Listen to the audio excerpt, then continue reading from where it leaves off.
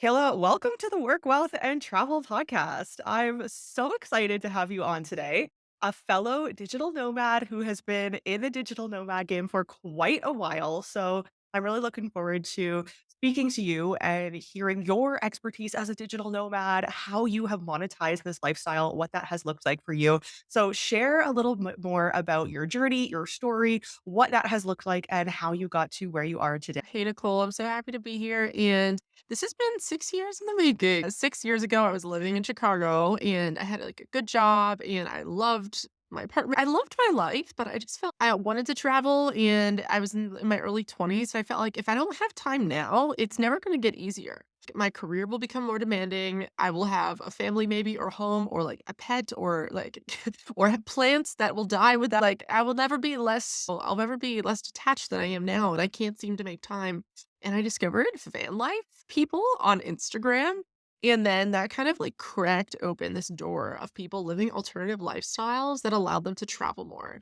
And I just became obsessed. I started listening to like every podcast that existed on digital nomadism, which I love. I feel like your podcast, you'll never know how many people you inspired to go for it. And I know because I was one of those people years ago listening to podcasts, like hanging on every word, thinking, oh, I have no experience. How could I possibly do this? No, I was so nervous and scared and I didn't know what I was doing. But knowing that I got so much inspiration, I kept hearing, no one regrets travel. And I really like had to convince, like really just trust and believe that. And I bought a one-way ticket to Mexico and I ended up going south through to Peru overland for 6 months. And then I moved to the Netherlands. I met my husband in Guatemala on that trip. And then I moved to his country of the Netherlands. And we used Netherlands as a home base to travel for another 5 years.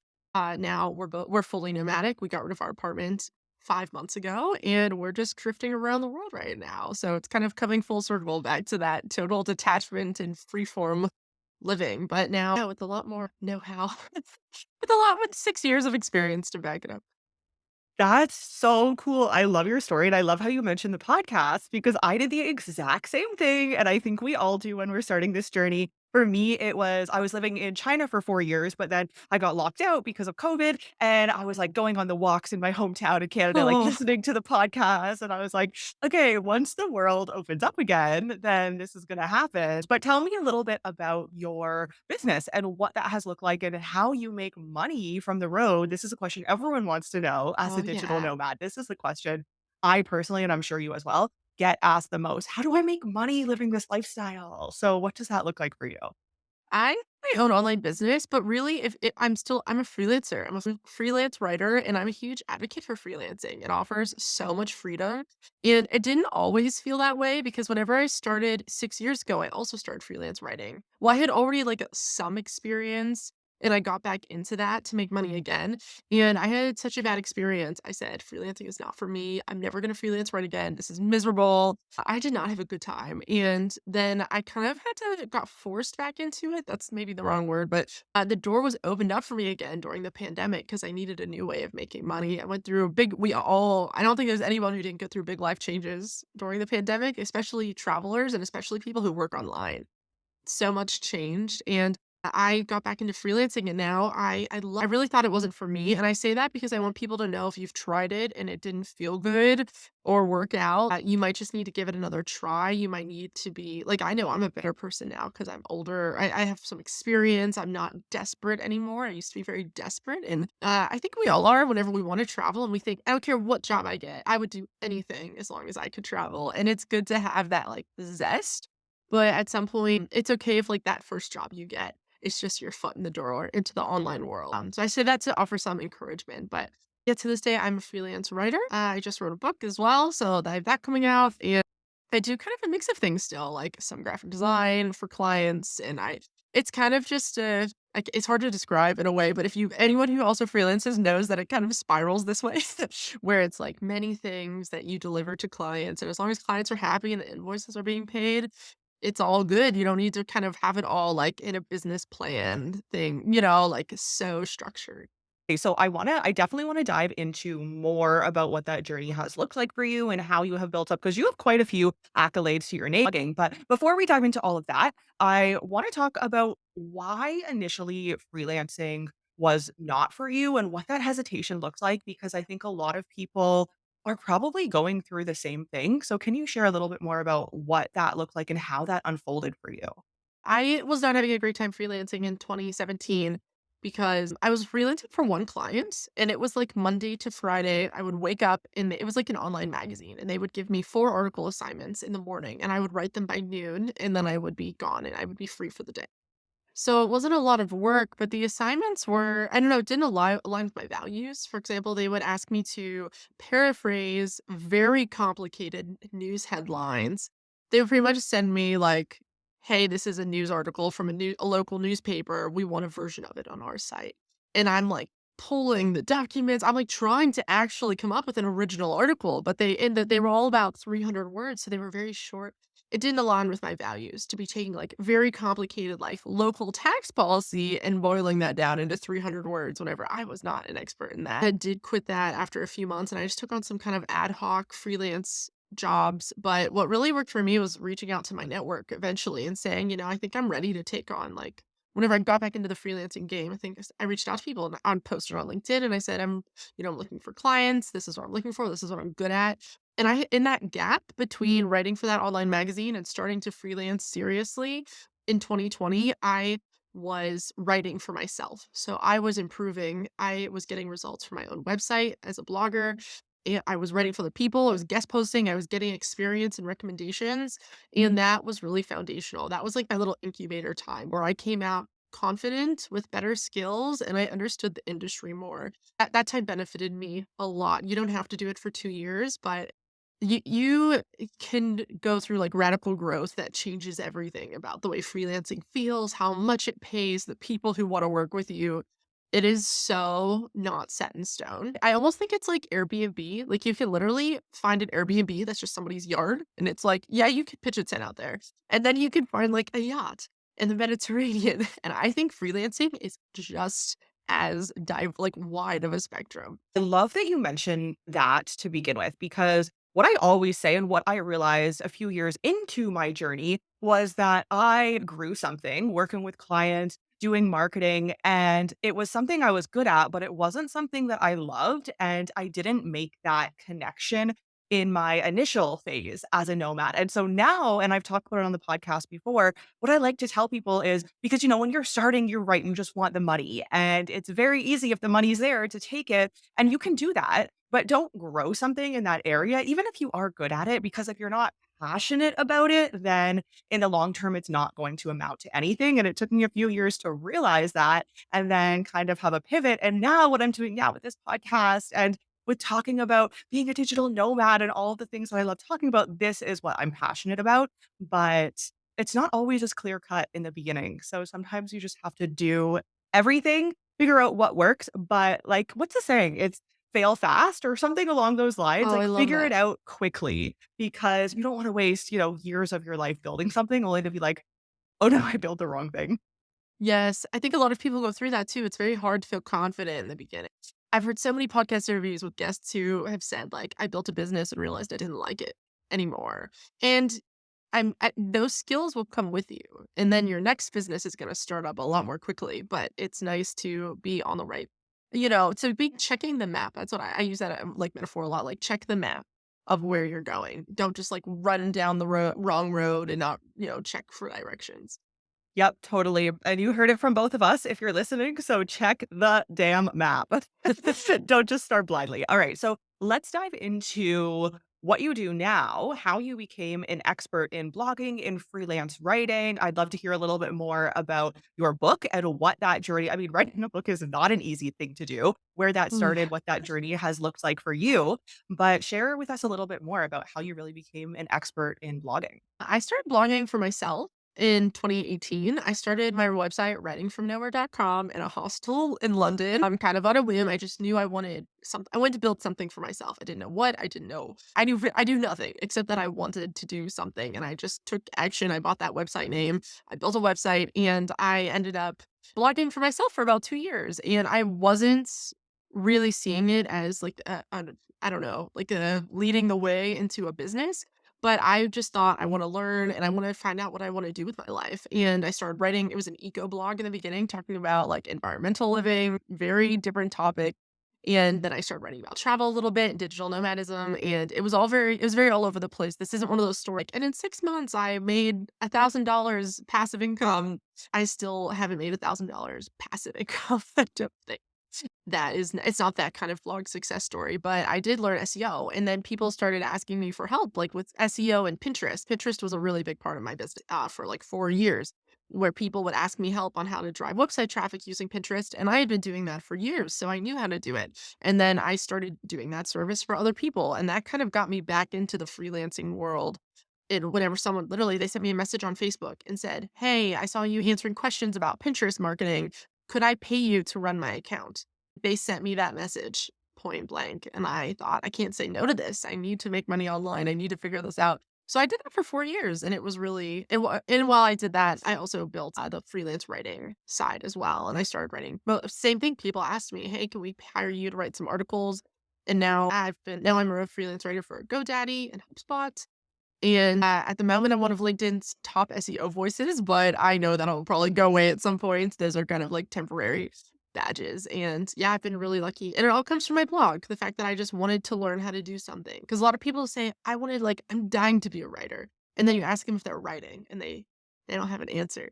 And you need to write if you want to be a writer. And for me, that was like a big realization. I heard that on a podcast. Somebody said, if you tell me you want to be a writer and you're not writing, then I don't believe you. And I thought, gosh, I have this website that I'm not publishing any articles on because I don't know what it's going to lead to. Well, it's going to lead to me being a writer, I guess. And it did. You have to just forge that path. And it's not fun necessarily all the time. There's a lot of trust and a lot of fear and a lot of, am I wasting my time? And the answer might be yes, but it might be no. You never know in business. So you started writing and you're like, I don't know where this is going to go. And I feel like most people are probably in that situation. But what did building that up to really niche down, maybe write less about eco, figure out where you wanted to go, how you wanted to make a business out of it, how you wanted to make money out of it? What did that journey look like from, oh, okay, I'm just going to write. So I'm a writer to what you have built today? Yeah, there was 2 years where I just wrote and I didn't know what I didn't know what is this gonna lead to? What am I gonna I had no idea I was building an email list because everybody said to do that. And meanwhile, there was like that was the least profitable email list of all time because I was writing about all these different things. But for me, in hindsight, I can say it was 100% skill building. I was building SEO, writing skills, my voice, my tone, how fast I could write. The fact that right now it takes me, you know, it probably took me a week to write a blog post in the beginning, and now it takes me a day to write like a quality article, that's going to rank on Google. And I have that confidence. For me, it was exclusively skill building. The blog to this day, if you removed me, like if I got hit by a bus, my blog would not be a very profitable thing, but it's a portfolio page. People find me there. People reach out. They want to hire me. And that is where, like, got for the better part of 4 years, I've gotten passive, like I've gotten inquiries where people want to hire me through my website. I'm making active income that way. It's not the blogging story of like the passive income and the huge traffic, but that was like my kind of online skills university. I would like log in Monday to Friday to writing from nowhere and write and make graphics and make pins and upload them to Pinterest and learn SEO and take a webinar and go to HubSpot Academy where I took so many of their trainings. That was my like gym where I went and built those skills for 2 years without making any, was spending money on it, not making any. It was like a long tunnel before I came out the other side. For most people, it's not that long, but I really like to share the 2 year thing because it can feel like if it's taking that long for you, then you don't have it. And unfortunately, that's kind of the like quick results culture, especially on TikTok. It's like I make in 2 weeks, I'm making $1,000 a month from bed, and I like to say my story as much as I can because it took years, literally, like plural. You're not a failure if it's not working quickly. You're actually normal. I really appreciate you sharing that. I actually heard a really great quote that resonates with what you're saying and resonated with me the other day. I was watching like a YouTube podcast and he was saying, if you do something that you love for 10 years, you will make money out of it. But Mhm. it's not something, and it doesn't have to be 10 years per se. Your story is a little bit less than that, but it's just the premises behind it that you have to be passionate and do what you love and just continue doing it and have that consistency and it something will come out of it eventually, and I love your story that it did, but yeah, it's not that overnight success. So it sounds like you used your blog kind of as a networking as LinkedIn. Is that accurate to get those gigs and positions that you have now? And so once I started offering services like Pinterest management and freelance writing, and I started writing articles that answered questions that people had. Like my Pinterest account is caught in the spam block, and then people would Google their problem, find my article, and then say, "Hey, can I pay you to help me with this?" And that was my pipeline for years. I didn't look for clients for 2 years, maybe. I didn't look for any Pinterest clients. My roster was full. I couldn't take anyone else. And that came through my blog, which is not a success story that you hear very often. It's big like ads, 50,000 people a month, affiliate income. There's so much more that a blog can do for you. And it was like the thing that facilitated me developing the skills to be hired by HubSpot or GoDaddy, or getting a book deal. Like I was not the person who could write. Like I just wrote a book this year. I was not that person 5 years ago. I couldn't have done that. And I could not have done it without my website. I am absolutely positive that like all of this came from showing up, doing the work, and building skills and getting stronger as a writer. This interesting because this is, I think, a very unconventional way of monetizing your blog. And I actually had one of my questions as you were speaking. I wanted to ask you, how do you make money from a blog? AKA, what are your streams of income from your blog? So it sounds like this is probably a pretty big one, or maybe was at one point a pretty big one. But to anybody listening who's interested in blogging, what are I know there's more generic income streams, but then what does it look like for you? Maybe if there's some other unconventional ways that you have made money. I don't think I would ever think to, have an article about Pinterest and then someone Googles that article and then they become a client. Like that's a very interesting funnel. So what are some traditional and then some unconventional ways that you have used to monetize a blog? I think the really familiar monetization strategies are getting enough viewers that you rent ad space. So that's getting like ads on your website, and affiliate marketing are the big ones. And I do make money from affiliate marketing. It's not a lot. It's not anything worth talking about. But yeah, my whole thing has been the pipeline, the services pipeline. I just did a whole training on this because not a lot of people talk about selling something expensive through your blog, selling a service. And given that you can start any online business like in a few hours if you know what you're doing, it's amazing. Like the opportunity is really big. And some like weird examples of services that you can start, like online babysitting that was born during the pandemic, and people still pay for it. You literally, like, Zoom up with little kids. They're not so little that they'll, like, waddle away and eat something, like, swallow a toy, but older enough, like, people pay p like, there are people being paid to sit on Zoom with kids and, like, be all engaging and play with them. Anything that went digital during the pandemic, people are still paying for digital doctor's appointments, virtual golf lessons. That is all something like any skill you have, you could be outsourcing online or, offering online as a service. And then you could be writing articles. How do I find a digital babysitter? What are the questions I should ask? How much does that cost? These are all things that people Google. And I can see it because I have my SEO software and I can see how many people are Googling a month.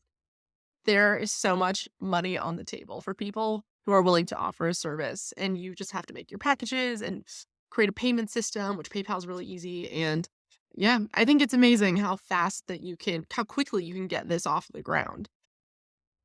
Yeah, I'm shocked. Like online babysitting, also online golf. Golf What? lessons and It's doctor's so wild. appointments, Yeah, like I can see doctor's everything. appointments. Yeah, Oh, really? I'm like, I don't want to go into your office. Like, just call me. But golf lessons? What? Golf lessons. Everything went virtual during the pandemic. Well, even if you don't see an example, but you want to offer something, you can still offer that as a service. There's a woman named Jen Glatz who is a bridesmaid for hire. You pay her and she'll be a bridesmaid in your wedding, and she'll pretend to be an old friend. It's cool. It's like you a bridesmaid drop out, you don't have any female friends, there was an emergency, an extra groomsman appeared. Yeah, you can, and if you Google bridesmaid dropped out or like, oh, I was just looking at her website, like uneven bridal party. Then you find her website where she's offering solutions, and one of those solutions is to hire her as a bridesmaid for her. She'll put on a wig, she'll make up a fake backstory. She is killing it with this business model, and now she trains other people how to do this because it was so successful.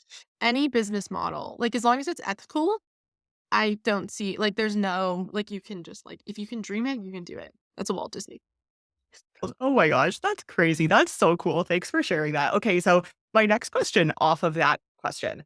And do you need any other tool other than to know SEO? Like, do you need to have an Instagram with a bunch of followers, or is it truly just understanding and optimizing SEO? And I guess that's, SEO is a beast. First of all, you have to understand what that looks like, but just getting all of the traffic from there and building an entire business based off of that.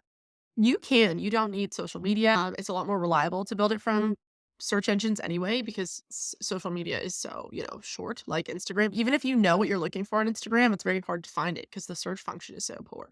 But Google could be sending people to your website 24/7 who are potential clients or buyers. But it's not the right solution for everyone. For I think I'm gonna start freelance writing for a little while. SEO is probably not the right strategy for you to bring in clients because it takes a long time. Like you need to learn and you also need to build up authority with your website in Google.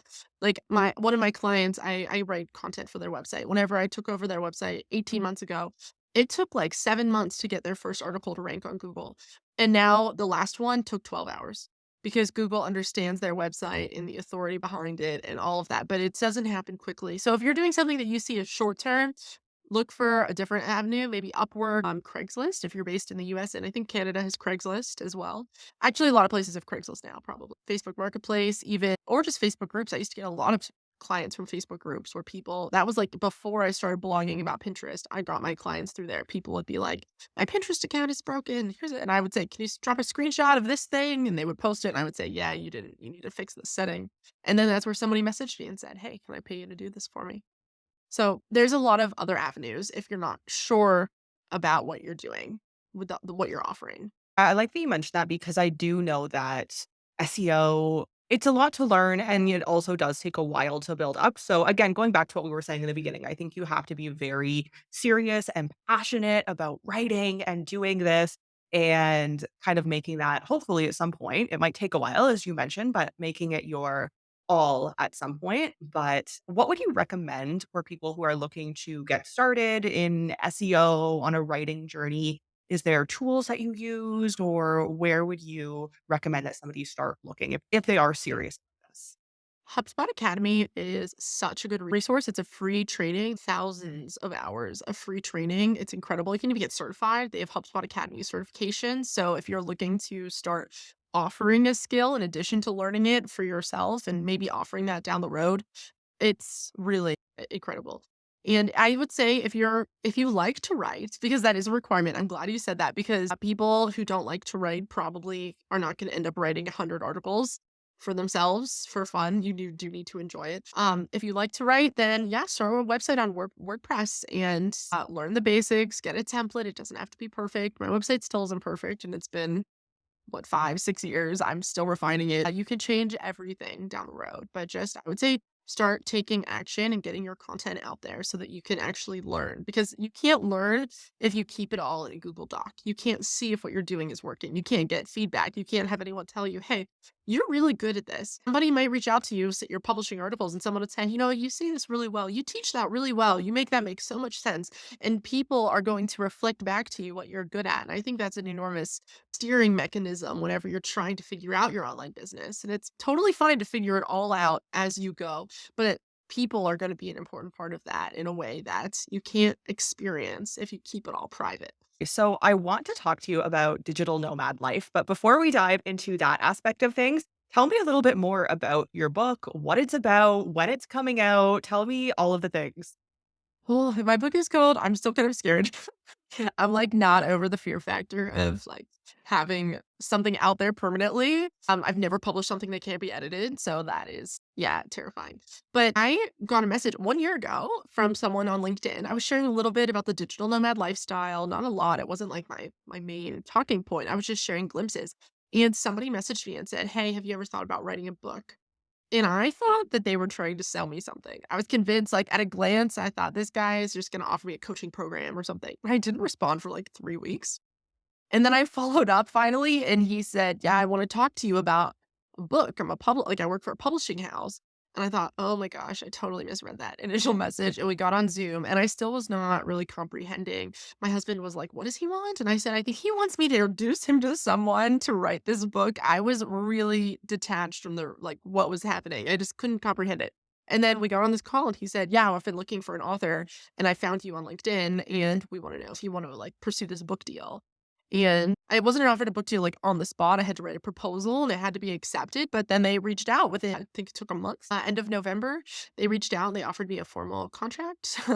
It was not on my radar. The book is called How to Be a Digital Nomad, Build a Successful Career While Traveling the World, which still feels like crazy. I like smile every time I say it. It's not really clicking still. I finished the book in July and I wrote the whole thing in 6 months. And then it's going to be published in January and it's going to be out there. And right now I'm getting endorsements, which is a pretty terrifying part of the writing process, emailing people and asking them to compliment your work.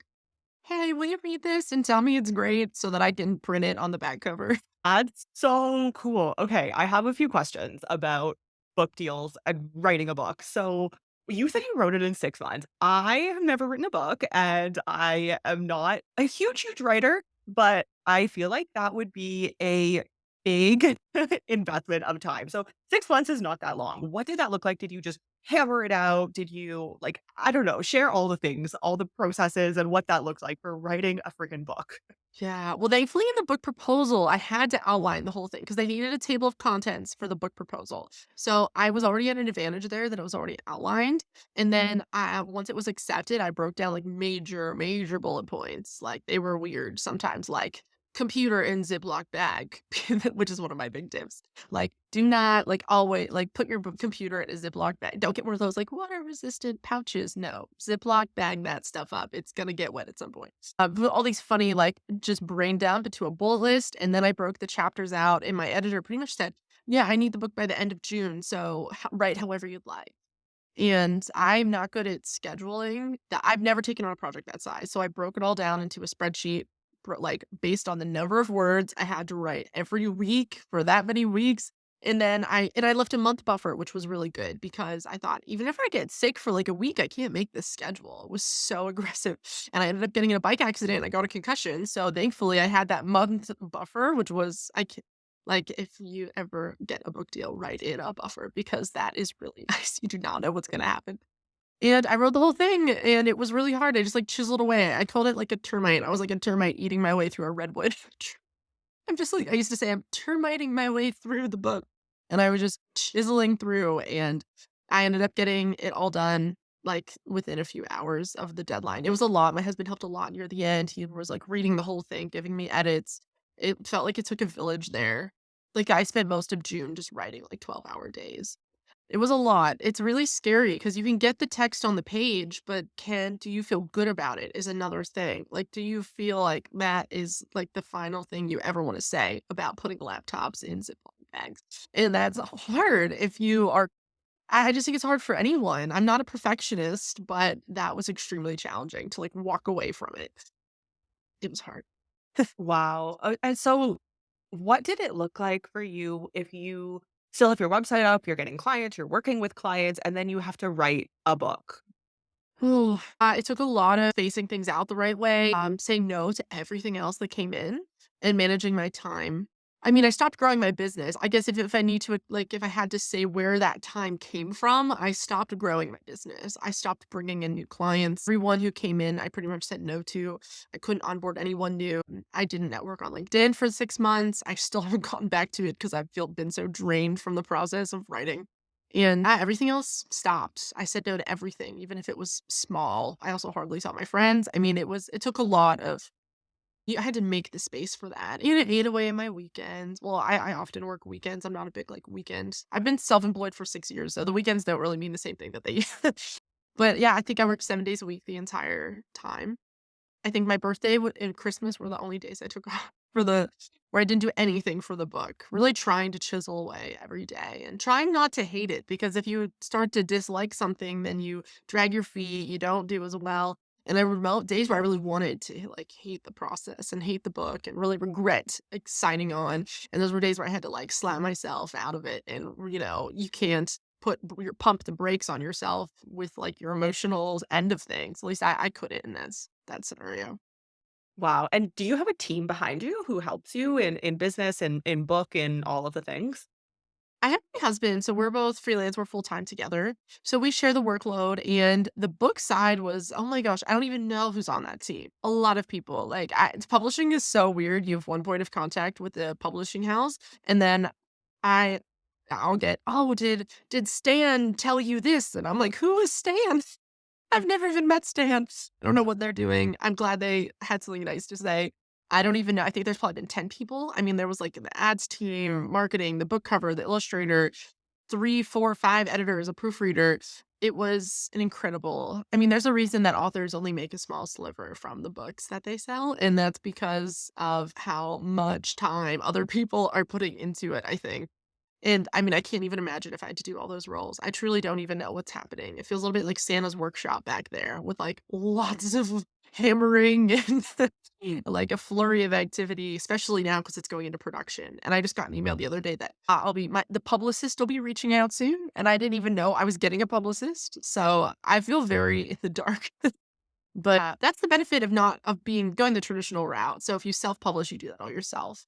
And there's nothing wrong with self-publishing. You make a lot more money self-publishing because you take all the profits, but you also invest everything up front. Okay, so let's chat about digital nomad life. You have been nomadic Yeah. for quite some time. You've written a book on it, so you know your shit. Now, tell me a little bit about the realities of long-term travel, also working for yourself full time. I like when you said, I don't really like weekends aren't the same as they used to be. And what I say is every day is a weekend and every day is a work day. And Oh, that's that's that's the so way I put good. it. Yes, that sounds similar. Something I say a lot is like, you forgo Monday to Friday for yesterday, today, and tomorrow. And it's like really nice and dreamy, but it's also like sometimes you feel like all you've done is work for a long time. Like Yep. balance is harder. Everything is harder as a digital nomad. I do feel it's higher risk and higher reward, much higher reward. But you also have the risks, like being out of balance whenever you're traveling is hard. If you're not loving life right now, it makes you feel you kind of spiral more quickly because you are looking at something that used to bring you such great joy. Like you arrive in a new town for a month and you're or a new country for a month and you're supposed to be like loving every minute. And instead, if you just want to sit in bed watching Netflix, that makes you feel like, what's wrong with me? Am I not liking it anymore? Am I broken? Is traveling not for me? And everyone has those moments where say sometimes like you leave the honeymoon phase, you move past first impressions with the lifestyle. And I think it's so surprising to people because a lot of people producing content about the digital nomad lifestyle have not moved past the first impressions. Like they haven't missed a funeral back home. They haven't gone to the hospital by themselves using Google Translate with the doctor. They haven't lost their income abroad and thought, like, what am I going to do? And some people will never experience those lows, but if you do it long enough, you will. Like, it will be just it will happen. I think that some people are so surprised by the low points of this lifestyle because it's the majority of the messaging is coming from people who are still in the honeymoon phase, I think, which is a good thing that people are loving it because it is great. Like, it is, but there's also diminishing returns. Like, your first 6 months are gonna feel so much better than, like, the beginning of year 10, you know? Because you've seen it, you've been there, you lost that, like, wonder because you know what to expect. It's not a bad thing, it's just how life is. Yeah, no, I totally agree, and I think you really hit the nail on the head there of a lot of people creating content about this lifestyle are still in that phase or maybe not, but that's kind of the phase that sells, unfortunately, Yes. and that's why with my content, I try and unfortunately, Instagram Stories is kind of the place where I find you can really be behind the scenes as much as possible. You can create content around it, but is it gonna be that well performing? Well, maybe not. Do you wanna spend an hour creating that content? Maybe Yes. not. So on my stories specifically, I try to be and I'm curious how or if you do this, I try to be very transparent about what it looks like, and sometimes I feel very boring because it's like, "Oh, let me Yeah. post another picture of my computer today. Oh, let me post another picture the next day of me on my laptop." Like, it's like, no, no, I do travel and I do all these really cool things, but I am kind of attached to my computer. But at the same time, similar to you, I'm also growing something that I love. Mhm. So that passion fuels me to continue doing it. You're doing the good work by showing people the boring side because I think people are often surprised. I'll have people ask, like, what do you describe a day? You know? And I'm like, you're already overhyping it because I wake up and I make coffee and I work from like 8 to 3. And then I close my laptop and then I walk to the grocery store and enjoy being outside a bit. And then we come back and we have dinner and we like to like sit out in the evening. Like we were just in Mexico for 10 weeks. We were like on the balcony in the evening and it's a normal work day. And it's not like adrenaline filled. At least I don't think it is for most people. Some people will. I will say that some people are going to use digital nomadism as a tool to kind of have a working gap year. And they might plan out every month. They might like have a new country every month and they have the highlights that they're gonna see in that country and they were gonna attack that with like it's a really long kind of planning it as if it's a really long vacation. But I think most people who are really just drifting, who don't have a base, it's not like that because you're fueling, especially if you have your own business, you're busy growing your business. You just want to like catch up on the shows that you like to watch. And you want to FaceTime with like your sister. Or, it's very much normal life, just lived in Istanbul for a month or, in Chiang Mai. I don't think it's nearly as kind of like the day to day is very exciting because you feel so, I think, like profoundly aligned with what you want. You wake up and you think, this is how I want to spend my life. And I think that's the adrenaline moment, but you're also sitting down to work. Like you can't be picturing travel and not be picturing work.